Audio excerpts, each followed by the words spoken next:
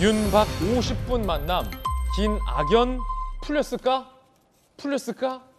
과연 두 사람 사이에 언론에 공개되지 않은 어떤 대화들이 오고 갔을까? 상당히 궁금합니다. 바로 그 장면으로 이동하겠습니다.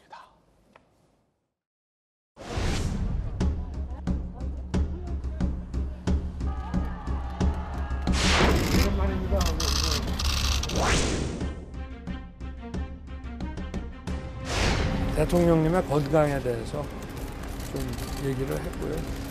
아무래도 그 지나간 과거가 있지 않습니까?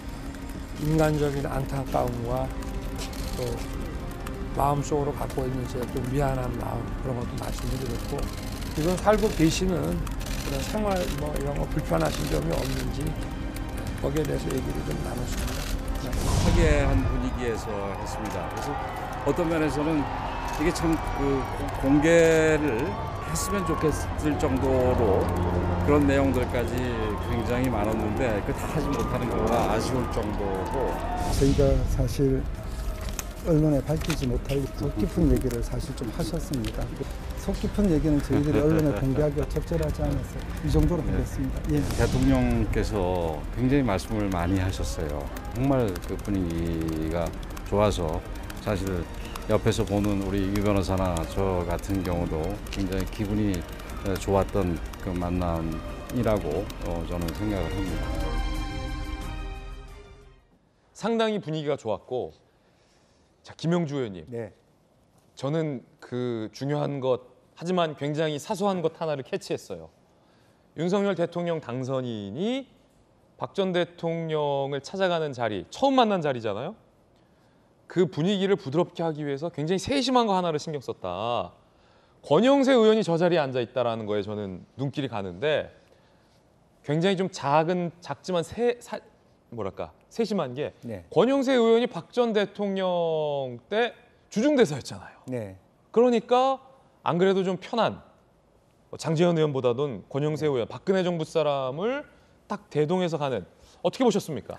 뭐 그런 세심한 배려들이 있고, 사실은 이제 윤 당선자 입장에서는 천만다행인 게 첫 번째 만남이라는 거죠. 무슨 말입니까 그게? 우병우 수석 예. 같은 경우에는 그 노무현 대통령하고 있던 수사 관계상 예. 만난 적이 있거든요. 그러니까 사실은 피의자와 직접적인 대면을 하면 상당히 이제 모든 예우를 박탈한 상태에서 굉장히 까칠하게 밀어붙여야 되는 그런 나쁜 인상을 줄 수도 있는 거거든요. 예. 박 전 대통령 입장에서. 그렇죠. 그런 의미에서 어쨌든 처음 보는 것, 당시에 물론 국정농단 수사팀장으로서의 수사 지휘를 했다라고 하는 측면에서는 뭐 피의자 입장은 있습니다만은, 아마 본인은, 당선자 본인은 수사 과정 중에 만나지 않은 것이 오히려 더 천만다행이었다, 그렇게 생각할 여지가 있습니다. 그래서 나쁜 인상이 없는 상태에서 왔고, 그렇군요. 다만 이제 최근에 너무 윤 당선자 주변에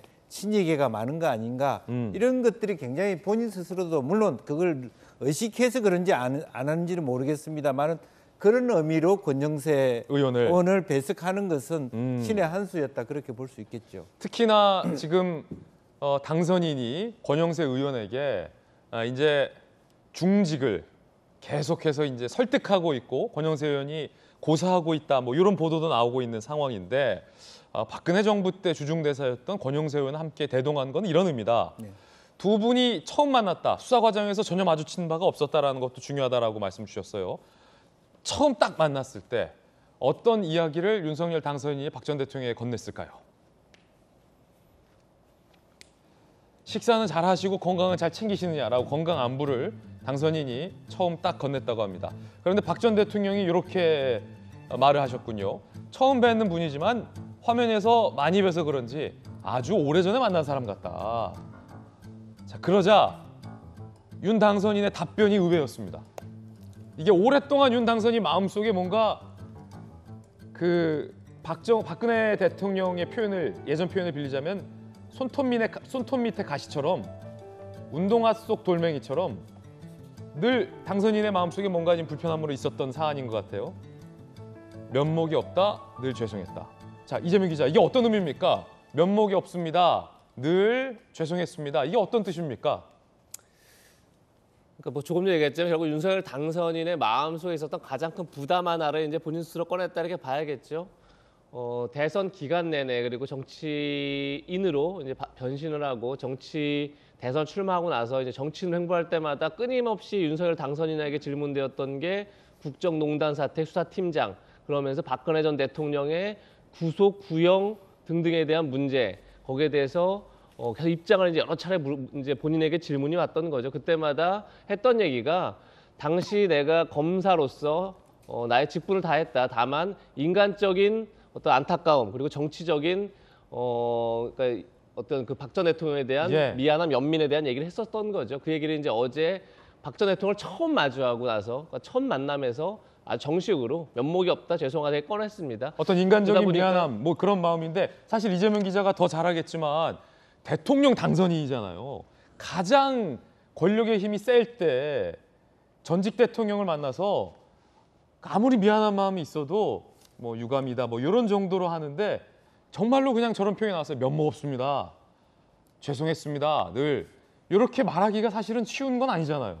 또 그렇게 봐야겠죠. 특히나 뭐 면목이 없다 이런 표현까지는 사실 굉장히 어떻게 보면 본인 입장에서는 뭐 최대치로 최대 한도로 박 전 대통령에 대한 예우를 다하기 위해서 아마 그런 단어를 고른 게 아닌가 이런 생각이 드는데 그럼 박 전 대통령 입장에서도 아, 면목 없고 죄송했습니다라는 말 들으면 좀 누그러질 수가 있겠네요, 마음이. 뭐 그렇겠죠. 근데 유영하 변호사가 끝나고 나서 이제 브리핑을 들어오면 그래서 거기에 대한 박 대통령의 화답은 뭐였느냐가 없죠. 화답이 그냥 담담하게 들었다라는 게 유영하 변호사의 브리핑 내용입니다. 그렇게 봤을 때는 글쎄 어제 제가 볼 때 윤석열 당선인 입장에서는 이제 사과가 하나 있었던 거죠. 지금 본 것처럼 면목이 없다 죄송하다는 사과가 있었고 또 하나가 명예회복입니다. 박 전 대통령의 정책을 계승해서 어떤 재평가 받을 수 있도록 본인이 적극 홍보하겠다.